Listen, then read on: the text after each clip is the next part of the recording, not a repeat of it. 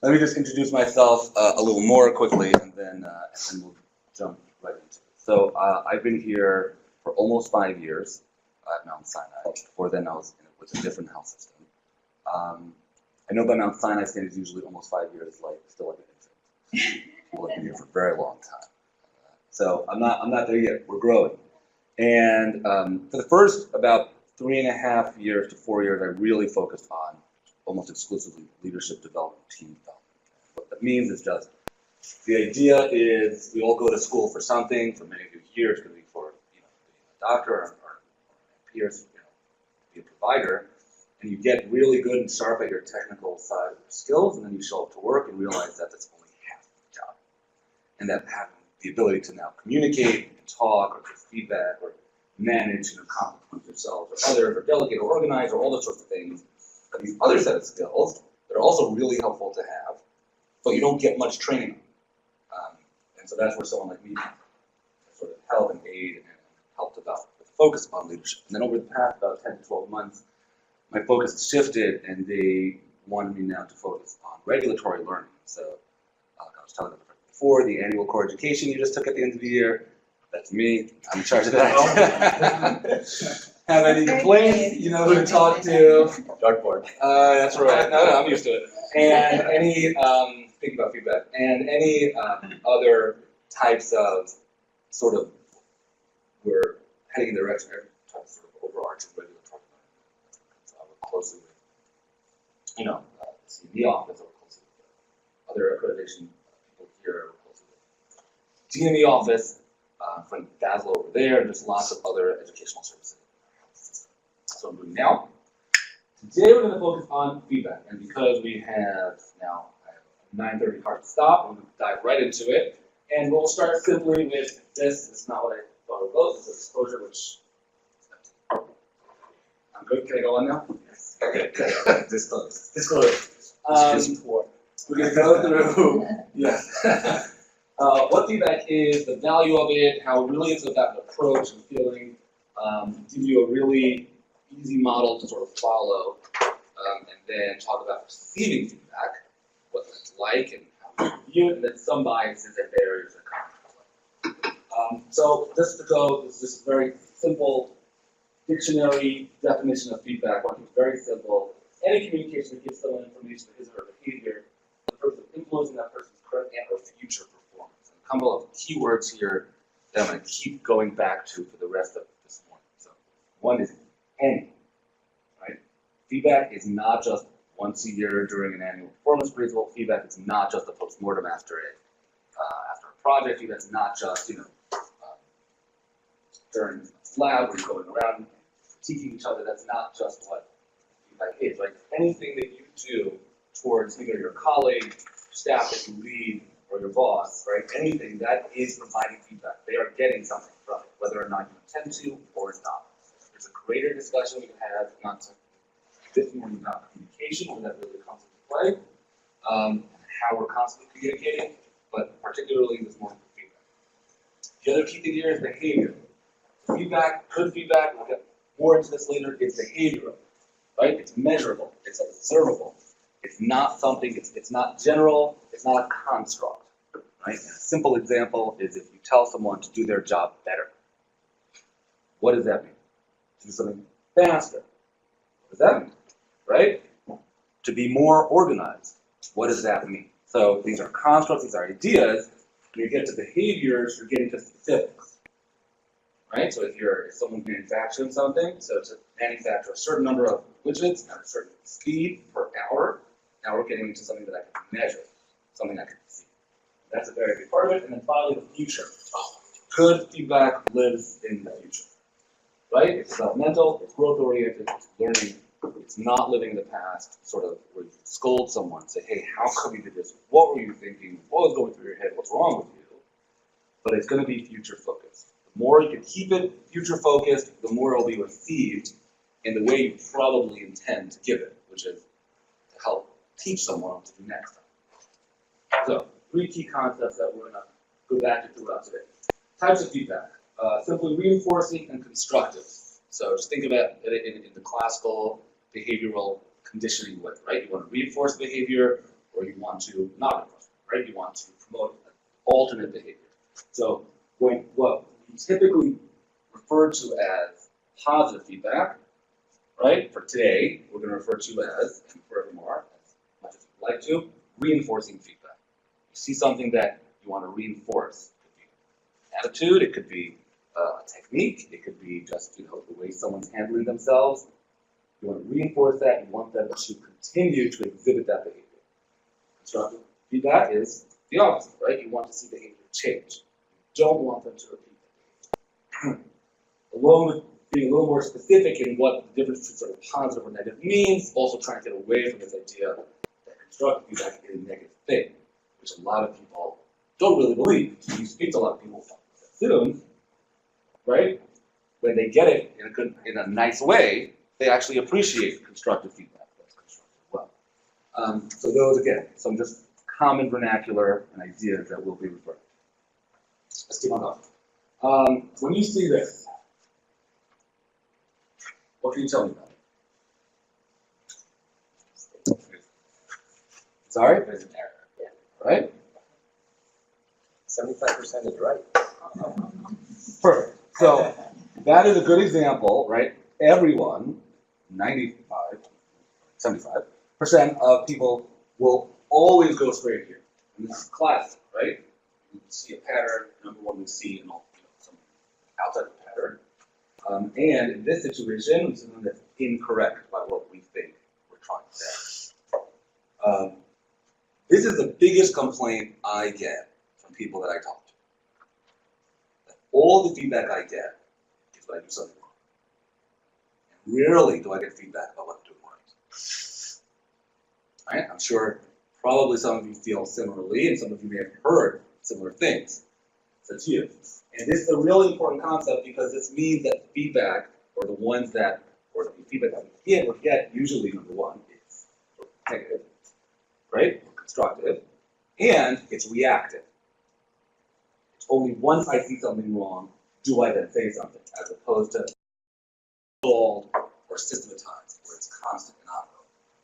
So we're going to talk about the real importance of ongoing feedback. Talk about the difference between giving feedback, a minute from now, an hour from now, a day from now, a week from now, or a month from now, right? Talk about why it's important that having something structurally, right, that's in place to have feedback constantly going will change how you give feedback and certainly how feedback is received. All right, so people like feedback. There was a really good article from HBR in 2014, and it spoke about, it asked everyone questions. Hey, do you like feedback? Do you think it helps you? Right? And so we had a pretty, 60-40 split between constructive versus reinforcing. More people said they prefer constructive feedback. Anecdotally, when I ask groups, right, and I'll start like this, 57-43, which one do you think is constructive or reinforcing, right? People, when I ask group, say, well, probably the positive feedback people want more. Yet whenever I talk to someone one-on-one, and I ask you, which one do you want more? Almost always they'll say, I'd rather have constructive feedback. Right? I always find that interesting. So 72% said, it will increase performance, and then obviously that sort of kicker on the bottom. Almost everyone agreed that yes, I want constructive feedback. It's helpful and it'll change, right? It'll increase my performance, but if it's done right. And I'm sure everyone here has been in a situation where feedback has been delivered to you incorrectly, right? In a way where it's not really helpful, where you're not really sure what to do with it. And I'm sure you've given feedback to people in the past where you've sort of stopped after and thought, maybe I didn't do the best job of really conveying how, maybe you just differently or approached them differently. But overall, the idea here is that people appreciate feedback. They like to know how they're doing. And not only like to know how they're doing, they like to know how they can improve. Now, why? Well, there is value to feedback. And this is just a cute little image that I found online. And typically, this is an interesting concept. We're going to dive into the next 5 or 10 minutes about why this is important. So, a lot of people make decisions because they think that if I go down this path, this is, thought through, and this is going to what will lead me to success. So let me go left and fork it through.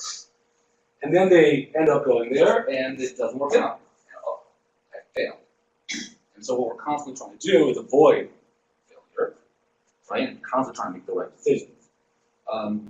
And when you, over time and through experience and through success, you realize that it's really about going through failure, it's navigating around failure, not avoiding the failure. You're going to end up making mistakes. You're going to end up being wrong. Can you look at those times as times when, okay, good, it's a good course correction, I'm learning, I'm developing, let me see how far I can go next time, as opposed to being entirely risk averse, unless it's certainly appropriate, talking about safety, different story, but learning through your failure, right? And the approach for someone giving feedback should be similar. The person I'm talking to, it's not about telling them that they failed, that's not the point, right? The point is, how can I help them navigate through this failure so that when they hit this similar or same decision point in the future, they'll know what to do, right? It's a different approach than just telling someone they're wrong. Okay. Any questions so far? Any comments so far? Anything you'd like to add? Okay. There's a great book by Catherine Shaw called Being Wrong. She calls herself a wrongologist. It's also, you could go on YouTube and she speaks a lot about this. And it's a really, really interesting concept. She dives really deep into how we view people who are wrong. We sort of make really interesting mental gymnastics. Something really interesting she'll say is, you know, first when we encounter someone that we think is wrong or has a difference of opinion, we'll think they're just uninformed. They don't have all the facts, right? And then, once we give them the facts, and somehow they still haven't agreed with us, right, we'll think they're just, you know, a little slow. Not that smart. Clearly they can't put it all together, right? And then, if you find out they have all the facts, and they're really smart, and they still disagree with us, they must be evil. Because how can someone who has all these facts, and smart enough to do something with it, still see the other side? And we do this, and that's how we sort of respond also to people telling us we're wrong or what that reaction is. And so it goes into how come we are trained from a really young age to avoid being wrong, right? What do we think about the kid in third grade who gets a C on the test? What does that C mean about that person? It's really, really interesting stuff, and she has a great book about it. And something she talks about is the reason why, you know, it's such a phenomenon is about what it feels like to be wrong. And so I'll ask you that question. What does it feel like to be wrong? It's comfortable. Comfortable, good. Embarrassing.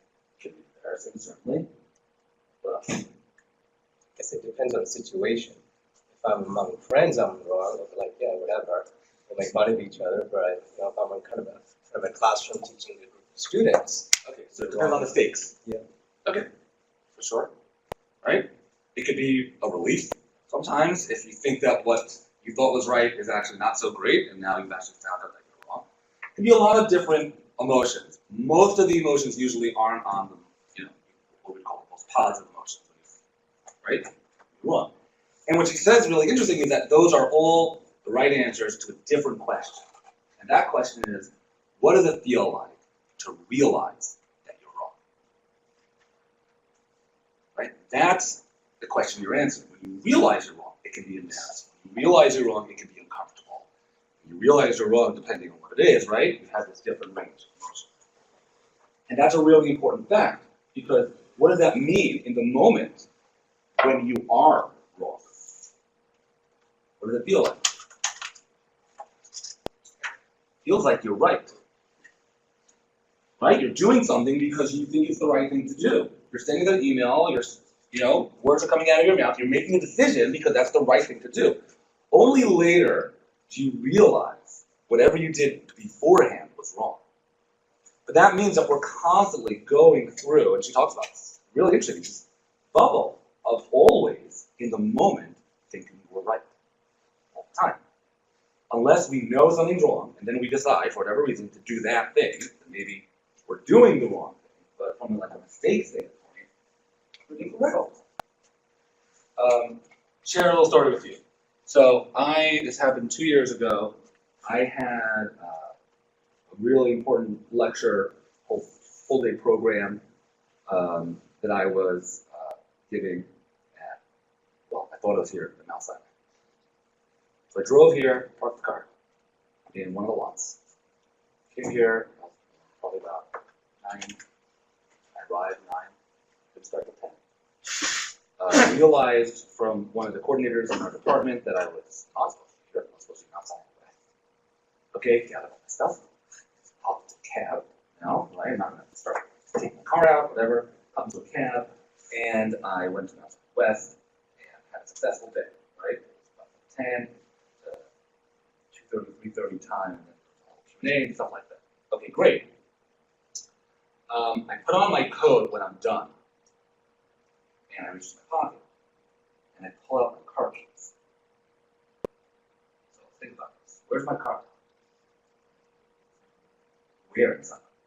In a lot. I drove into the lot, parked the car, right? You know, you sure you hold on this, right where everyone, there's a lot of cars behind you. I close, shut the car, put these fucking, and like, a parked car in the middle of a busy uptown Manhattan parking lot. I'm like, I said a lot of things I'm not going to repeat to myself. I'm like, oh my God. Now, how long ago did I make this mistake? 5 hours. And I've been really happy for the past 5, 6 hours. Everything is fine. I made a little mistake this morning when I go to place. But everything has been fine until I had this realization. For those of you that have experienced this, it was a real, like, my stomach drop sensation. Oh, what do they do? I found out what happens when you leave your car. They have, I don't know, they have these little, like, wheel connector things that latch onto your wheels and go around it. And they push, so that they can't get that far. They just push your car off to the side and then get wheels again. So I took the cab back and I stopped by an ATM, picked up 20s for about 5 people out. Because I knew that I'm going to show up and I don't know if they're new to my car, I made sure to pay people off. And did that, and the guy, when I walked in, I remember walking down, like a little slope down to the car, and someone said, "Hey, Arnold, guess who's coming back?" And they started like getting really upset at me, even post 20s. And they were like, you know, you walk really fast. Really? You walk really fast. And I went into the building at 98th Street. You know that building, right? It is only open with card. Open with the card. There's a security stand right there with a security guard. And so first this guy had to try to get into the door, which he had no access to. Then he's talking to the security guard, and he found out my last name through my registration of the car, and my first name. And I'm like, how does no one in your building know you? Asking all around for Yaakov Klein. Now, if you know the building or any of these buildings, you walk security guards, they're not going to know me. Right? Certainly not where I am or who I am or what my contact information is. So he was just very, very big. But for how long was I just, right? So happy about that. Perfect. I made my class. So that realization. And to give this great example of, of the old Looney Tunes cartoons, Wile E. Coyote and the Roadrunner, where in almost every episode, the Roadrunner, runs off the cliff. Coyote follows after, and what happens? Gets about 5-10 feet off the cliff, right? Defying the laws of gravity until he looks down, and at that point, realization is and he falls. And like everyone who's wrong is here, right? They left the cliff. They made the mistake before. Only now are they realizing. And this is a big deal when it comes to how you should approach feedback. Like you may be approaching someone who has no idea that they've done something wrong or they did something incorrectly. Right? They are in this bubble of rightness and righteousness. Great. It was successful. It was the right thing to do. And now you have to come, potentially, and break that up. And it could be, a minute later, or it could be an hour later, or it could be, after they've realized it, or before they've realized it. But certainly should shape your approach to realizing where is this person right now when I sit down and talk to him or her. Because that's your biggest obstacle. your biggest obstacle is making the other person across from you believe that you're not out to get them, believe that it's not for your own benefit, believe that you're actually trying to give them something for their own good, right? To get through. This is just, if you're Star Wars fan, then you get this. If you're not, then there's just a scene in the movie where this guy's looking for droids and he lets them go. But those were the droids, right? It's post-realization of a mistake that we made before. So it's really important. Now, there's some natural barriers to feedback, right? And so I'm going to start by introducing one. I would like you to, whoever would like to volunteer, tell me how old I am and how much I weigh. Right? And just so you know, I know, I'll tell you after, but just so you know. So go ahead. How old am I? How much do I weigh? And I can do a little spin. I will not answer any other questions. Only those questions. Yes. I would guess you're between 35 and 37. Okay. And you probably weigh somewhere between 175 and 190. Okay, thank you. You have now, as most of you know, anchored a lot of people, right? You've anchored them into this range. So I'm always curious what the first one is. Not who, but like what they say, how they respond to that. Yes, you have your hand up.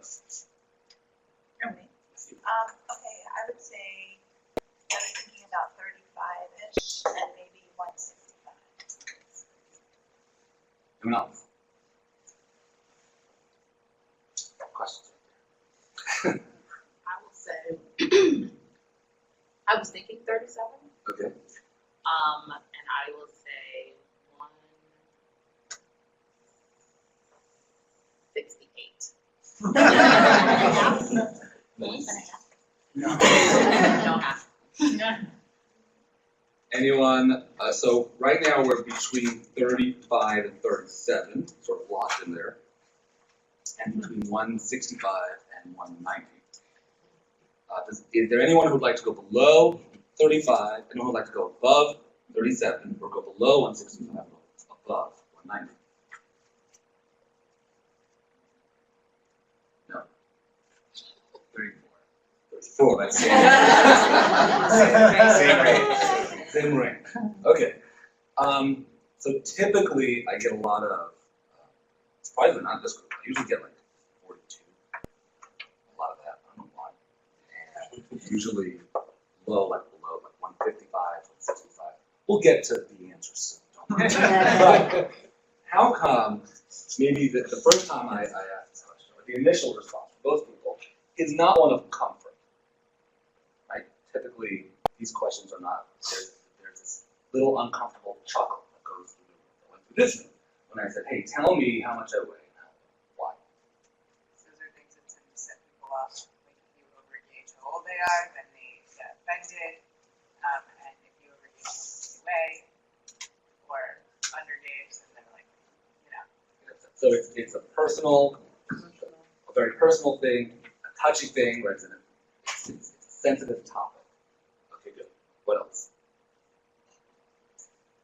Well, how come when you go to a doctor's office and it's scale and measure, it's not so personal and touchy?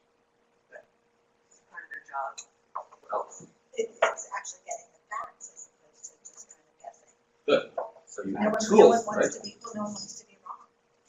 Right. No one wants to be wrong. We like to avoid being wrong. Very good point. So yeah, so it's really it's a tricky situation. Now, how come you were able to tell me how much I weigh? And hold on. I think it's a safe environment. I mean, I feel like, you're here, you're sort of holding the session and you're putting it out there. I mean, no one would walk in and say, oh, hi, you're our lecturer for today. I would say you're about so many years old. Perfect, weigh exactly. X amount. But And the if I fact was that walking down Madison and someone stopped me and said, 37, 190, I'd be like, okay. Right? That's okay. So there are these now, to all your points, at what point do you say that performance feedback is not personal, is not sensitive? Right? For those managers and leaders that always tell me, well, either I'm just doing, it's part of the job, don't take it the wrong way, all these sorts of qualifiers, I'll always say, how can it not be personal? You're talking to someone about themselves, almost always about what they did wrong. So very personal thing. Well, it could be less personal if you're talking about facts, like you clocked in at 10:45 every morning and you were supposed to be here at 9, and like here's your punch card and There you go. data, as Exactly. opposed to a judgment or a perception or. Correct. And that is the behavioral part of what we mentioned earlier, and that we'll keep going into as we move forward. So, when we are driving and we have something like GPS, it's now outdated. That's probably, should be on your handout on the phone. So I've updated that part. That is right. So when we're driving and you make, right, it tells you to make a left, and you make a right. And what does it start saying? Right, sort of passive aggressive. I'm just gonna say that I'm recalculating. Right? So if we calculate it, do we get angry at the phone? At the GPS? Maybe, but do we get angry at this device telling us that we're wrong? No. And there are other devices that can tell us that we're wrong. Right? If I'm summing things in my head or I'm doing calculations and I go to a calculator and it gives me a different answer, right? Clearly telling me that what I thought on my own was incorrect, do I get upset at the calculator? Probably not. Maybe the scale, a little bit, right? Or if I'm trying to guess what temperature it is outside. So clearly there's a difference between something like this, a device telling us that we're wrong, and a person. So what's the difference? Why do we not get angry at this? But if I'm driving in the car and I think I should go left, and my wife told me, hey, you should go right. I'm like, trust me, I should go left. Make a left turn, and I'm very wrong. She goes, I told you to go left. Right? Suddenly that's not the same thing as GPS. What's the difference? Judgment. So again, so we'll get there in a second. So when you say presumed judgment, can you elaborate? Sort of implicit in another person's comment is you did something wrong, and that sort of just carries a weight of judgment. Right. So People react much. And so please tell me if I'm hitting you here. It's not just about giving the data. There's other things, right? There's other baggage involved. When we hear feedback from a person, it's not just about the information. There's other things that come to play. It's an objective measure, which is what you said, right? There's no agenda from my calculator. There's no motive from my calculator. There's no, the calculator's out to get me, and that's why it's telling me that I'm wrong. Right? You lose that. There's another very, very important part about this, which is that how often do you question the results of your calculator? Right? But that's questioning yourself, right? You're saying the calculator is valid. You trust the calculator. You trust the computer. You're running labs, right? And the computer comes back and gives you results, whether things are positive or negative, you trust it. And so you're willing to take that feedback to tell me that I'm wrong because it comes from an expert source or a valid source, a reliable source, right? Validity of science and stuff. It's really, really important. So that's just something else. The person that gives feedback or that you're giving feedback to, do they see you as a valid source of information? Do they see you as an objective source of information? Without those things, you run into natural problems, right? Natural, because of all these other baggage. Okay, how old am I? I am 35 years old. I started to get more comments about my hair turning white, which I am taking gracefully. What's that about? And as of, I think a week ago, I was 195. All muscle. So yeah, usually that's more than people expect, which I think is a good thing. I'm not sure, but it's just a number, right? Who cares? As age, it doesn't really make a difference.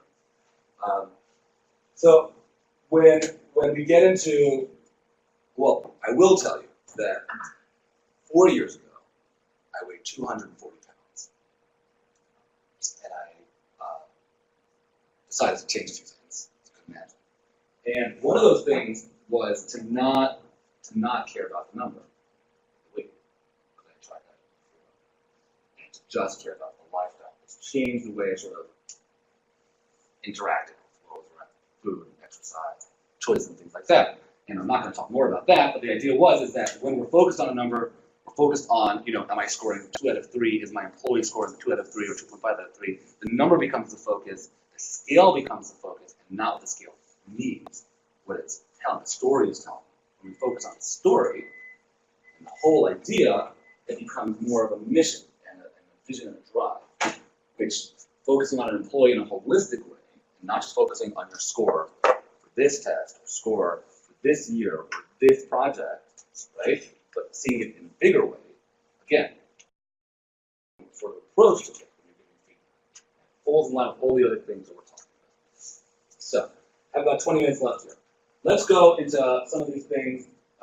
Well, first, let's just talk quickly. We've come to a bunch of these barriers to feedback. These are answers that I have gotten from Mount Sinai leaders. So, over the course of 4 years, I sent lots of surveys to people asking questions like, what are barriers to feedback, what's hard feedback, things like that. So, these are internal answers.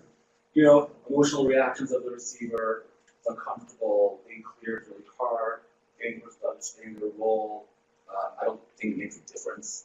If this person needs to give feedback or I don't think they're listening anyway. So there are a lot of these barriers and stories we certainly tell ourselves about why it's challenging to give feedback.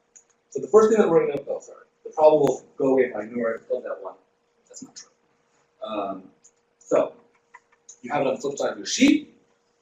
Steps. The reason why it was really easy, or hopefully for some of you, to talk about my weight or aid is because I introduced it. I asked you, and then I made it comfortable for you to talk about me. And so the strategy is to allow the employee to talk about themselves. Right? Let them introduce ideas. Let them introduce performance. And that's the strategy here. Ask, when you're talking to someone, ask them about their own performance. And it could be a peer, it could be a staff member, it could be a sibling, or a parent, or a partner, or a child. It doesn't make a difference. We have these sort of performance, my wife turns to me, how do you think you did the dishes today, Yaakov? Right? That doesn't happen. But the idea is have someone the person that you're talking about, have them introduce it. Because suddenly, it makes things permissible. It makes the conversation permissible.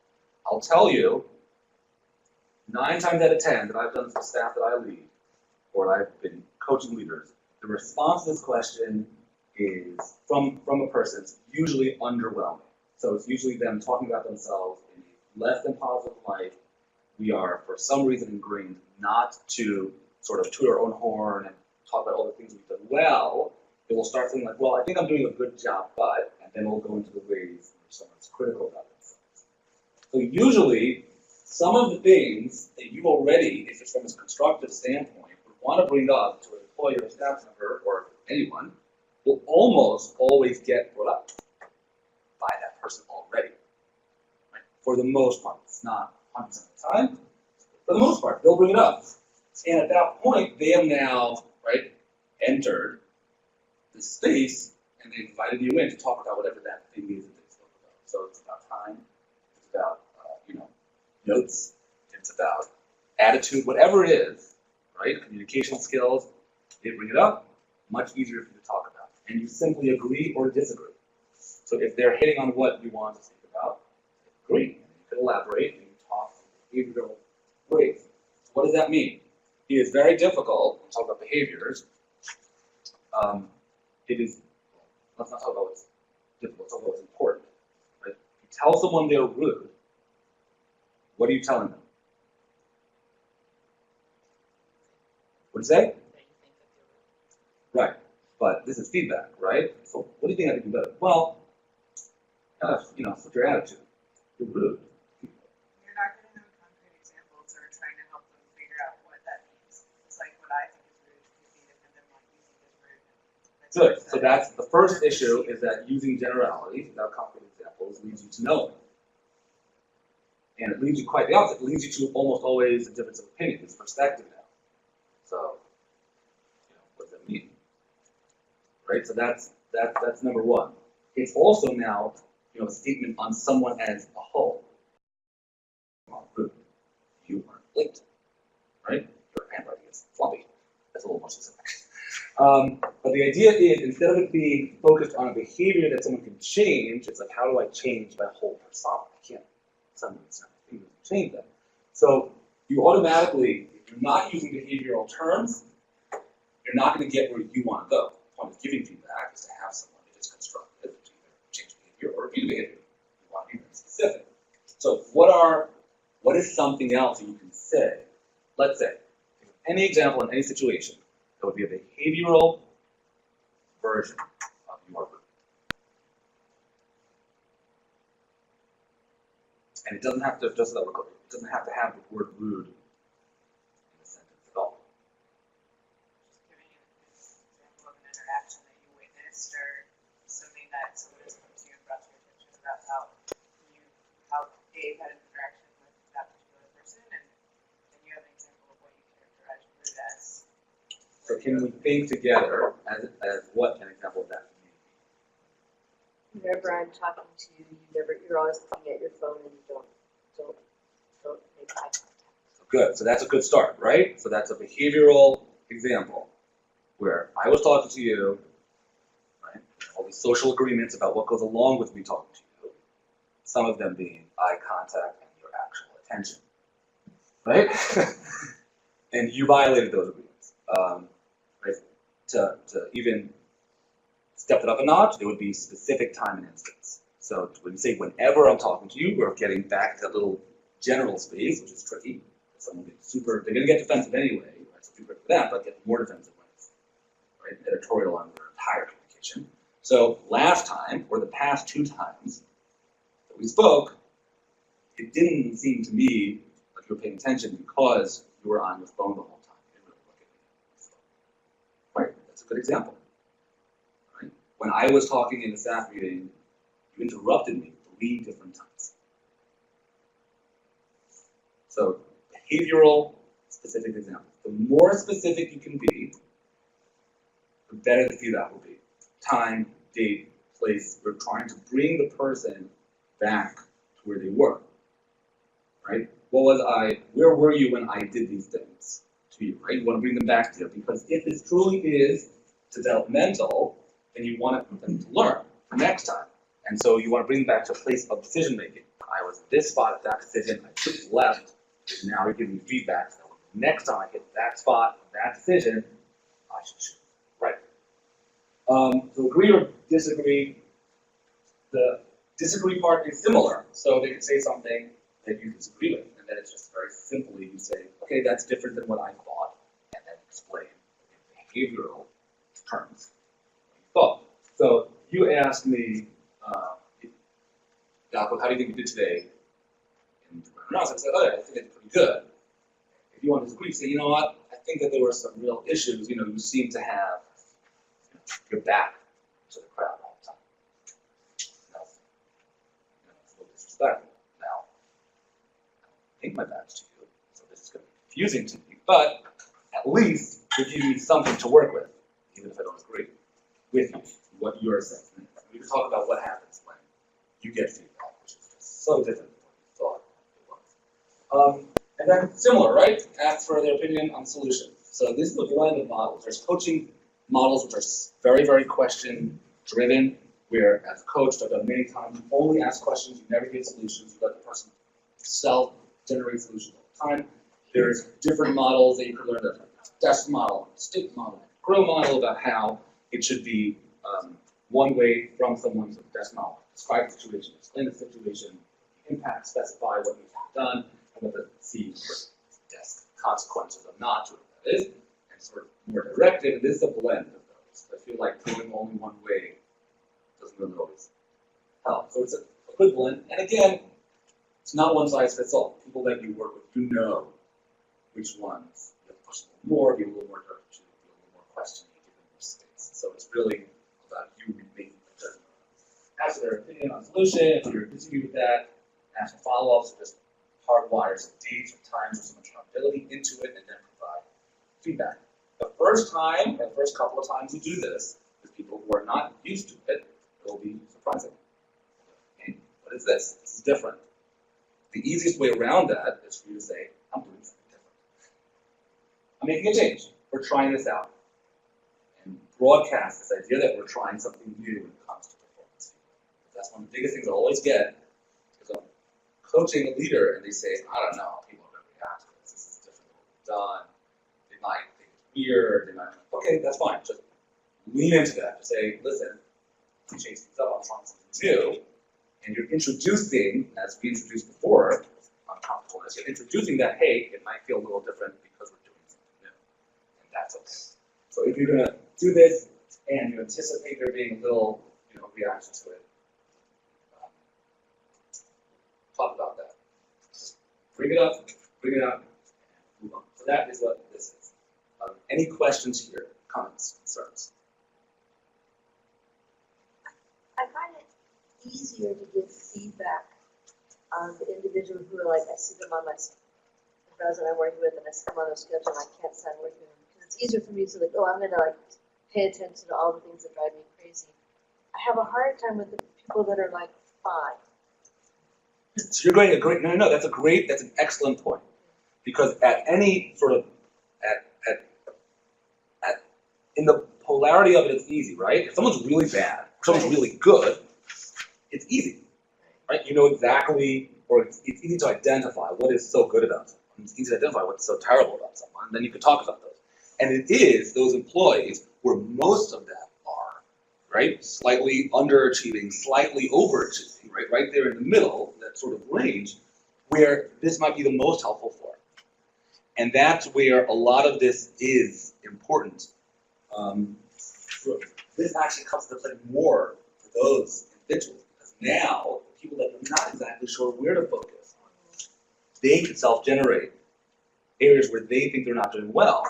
And what this allows you to do is it allows your feedback to become a dialogue and not a one-way conversation. So it becomes this back and forth of, well, I think I can do this better, and then once they start talking about themselves, usually that kicks in some things that you remember they can do better or that they're doing great, and so on and so forth.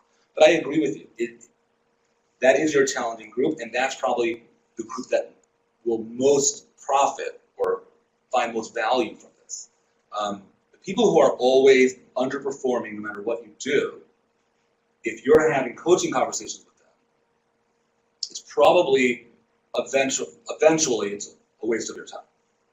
Right? Eventually, not the beginning, give them the chance, but eventually you need to set stricter parameters and borders. And that's a different method than this. It's more, this is what you need you to do, here's how you do it, this is why you're doing it, and here's what happens if you don't do it. But that's not your initial conversation. Right? That's down the road. And that's where if you need to bring in someone like labor relations where they understand the law, someone's really underperforming. This is for more of that role. And when you have a really high performing employee, you take your assessments out and just allow them to drive it. Because they're more likely, right, if they self-commit to fulfill and hit whatever they're committing to. And you trust them at that point. Someone's really doing well, is always taking initiative, responsible, accountable, following up, all those sorts of things. You trust them. You can now have a performance conversation and increase trust by allowing them to self-select what they want to work on and then agreeing to it. Okay. Before I go on. Questions? Yes. How do you handle a situation in which someone who has to give feedback does it in a way that actually is probably quite detrimental to the future of an individual? Yeah. And when confronted about that, basically completely disagrees with the premise that that may have any import whatsoever because their performance is terrible and they have no place here. The person that they're doing it to. So when it comes to change, right, when it comes to behavior change, one of the things that we try to focus on is usually on behaviors, not outcomes. So we start there.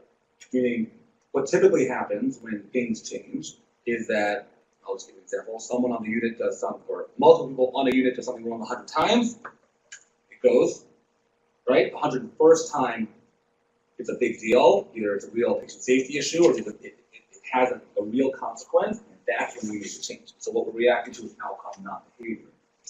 And focus on the behavior first, how they're doing it, what they're doing, and then to focus on the outcome afterwards. So if they believe that this person has no, future here, right? That's not the point in your critique. Is that the way you're doing the feedback can be improved, and for everybody around you, and even for yourself. And I'll approach it from, you ask them, or it seems like they're very clear. Now, I'll be honest, not everyone is going to want to, play with you. People are just, I don't care. That is a reality. And then you do what you can, and you try to help out as much as you can. The majority of people, again, like we spoke about earlier, if they trust the source who talked to them, and they see it as a valid source of data and information, so there's an expertise there, they'll be willing to listen. Those two criteria are really helpful. I don't know if that answers your question, but hopefully it's a little structure. I'm running out of time, so I just want to go into a couple of things. Receiving feedback. So now let's say you're getting feedback. Right? So there's a typical question that I've gotten a million times. I like feedback, but what if it's done incorrectly? But it's totally different than what I expected, or it's not at all. I don't get feedback. And so we'll start with the first one. What is done incorrectly? What does that look like? Like we said, someone giving you feedback and they say, you did a terrible job. You better get better or get out of here. Right? That is poorly constructed feedback for a variety of reasons. The only good thing about it is that at least you know there's what the consequences are. So if you don't do all that, this will happen. At least that part they got right. But you're not sure what to do now. So this is a method. Start with this one of accepting feedback from whoever gives you feedback. Right?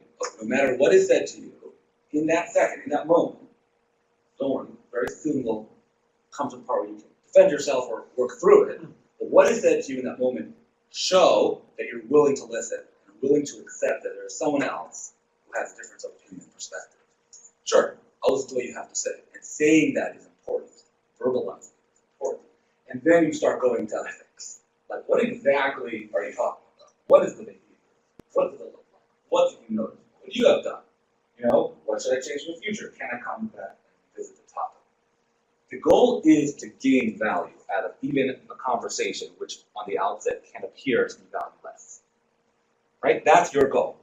If you're sitting in a room, you have accomplished something, it is only because at some point you got feedback and you had to get better at whatever you were doing. Everyone told us from a very, very young age that you're fantastic and amazing, don't change anything at all, right? And you've met those people, right? You know who they are, then there's this inflated sense of ego and not a lot to back it up, and they don't actually accomplish that much, right? It's quite the opposite. It's this drive of realizing that there's more that can be done and that I do have to make changes. There's a lot of theories behind this. There's a great book called What Got You Here Won't Get You There from author Marshall Goldsmith, and simply the title, I think you can understand what he's talking about, right? What got you to this point? It could be a career, it could be in your personal life. If you're looking to go somewhere else, then you got to change something, because whatever you did got you right here. It won't get you there. In the world of process improvement, I'm certified on a facilitator, Lean and Six Sigma and things like that. In the world of production and process improvement, and there's this great line over there. Similar, right? Every single process is designed to give you exactly what it gives you. So if you're having a flawed product, then your process is perfectly designed to give you a flawed product. Perfect. It's exactly what it's designed to do, right? So this idea of understanding on a real level for yourself that even if you think you're right, and then you go through all the stuff we spoke about at the beginning in terms of not thinking that you're wrong and why we don't think we're wrong, and so on and so forth, being open to that perspective is really important because it is someone outside of you that has the ability to see something, whether or not you agree with it, that you're not seeing. So being okay with it, but then asking, what is it that you want? What is it that you want me to change so that I understand I can actually fix it? Whether or not you decide to do that or not is a different sort of concept. Yes. So a lot of this seems to work with like people that you work with who are below you, Okay. or whatever. But how does it work the other way? If you have feedback, let's say for people like they're on your same level, or people who are above you, So in a non like insubordinate way. I'll go back to what I said before in terms of trust. You have a coworker that trusts you, right? There's a great book called Challenging Crucial Conversations. If you've ever heard of it. It's a good book. And they talk about when dialogue is free-flowing and when dialogue comes to a halt. And they revolve that real dialogue happens only in states of real safety. Safety is determined by what they call mutual respect and mutual purpose. If I respect the person that I'm talking to and I feel they respect me, if I feel the purpose of the person I'm talking to aligns with mine, no ulterior motives, no ulterior agenda, then we can have dialogue. When those go away, there's either a lack of mutual respect or lack of mutual purpose, dialogue stops. And then the response to that is either what they call silence or violence. Shut down, or violence doesn't be physical necessarily, but it'd be like screaming or shouting or demonstrative in that way.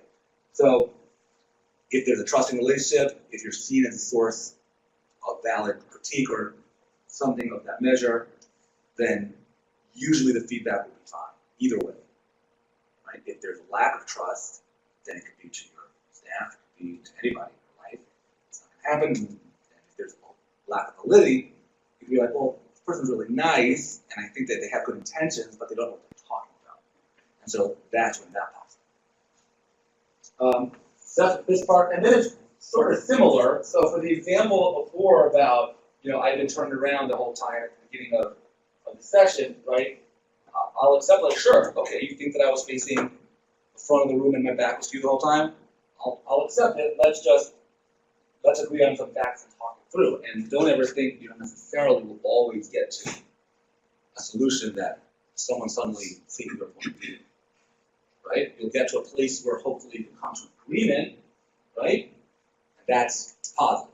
And then if you're not getting any feedback, ask for feedback. I used to, when I first started, do New Beginnings, which is the employee orientation every single Monday morning. And although it was not in the script, at the end, I would always talk about for about 2 or 3 minutes, because these are brand new employees, or starting in Mount Sinai, and I said, I'll tell you that I do a lot of like leadership development, a lot of sort of skill development, professional development. The biggest characteristic that I see of someone who is successful, number one, is their ability to receive feedback. Ability to be open and take what's given to you and realize that even if it's coming from a person you don't like, even if it's coming what you think is with an agenda, that doesn't mean it's wrong. Right? It might shade it for you, which we get, but it doesn't mean it's wrong. The ability to be open and accept feedback. So listen, if you're not getting it, ask for it. Ask for friends, ask for peers and colleagues, ask for bosses, ask for whoever will give it to you, because alternatively, you don't know how to improve unless you're just taking shots at yourself and just try to guess, which is a lot of books on self-assessment, intuition, how that's not always on target. Last thing, bias and barriers, very important to understand. So there's a huge, maybe it's closing, but there's a lot of biases, barriers that come into play, male versus female, when it comes to receiving and giving feedback, right? A man that's assertive and gives feedback that could be considered strong can be used those exact adjectives, assertive, right? Strong.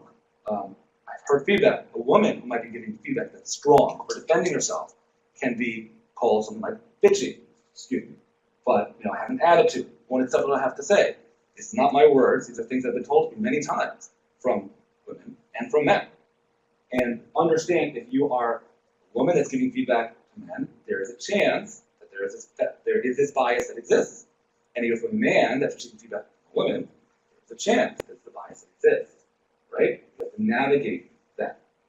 Shouldn't necessarily change everything you're doing, but keep it in mind, because just ignore it, not an idea. Cultural.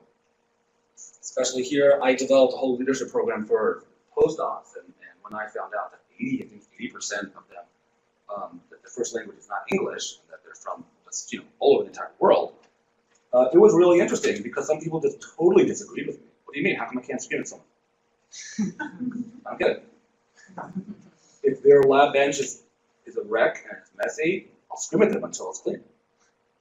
Right? And that made 100% sense to that person. Right? And there are different ways of both giving and receiving feedback from different cultures. That's just the way it is. And then finally, language. Right? If English is not first language of someone that you're talking to or getting feedback from, which could certainly be a possibility in this health system, then that takes everything we spoke about and makes it harder, right? How specific does the wording have to be? The body language, all those sorts of things. So again, take these into account, both from the receiving end as well as from the providing. I'm done. Sorry, I'm a little late. Thank you guys.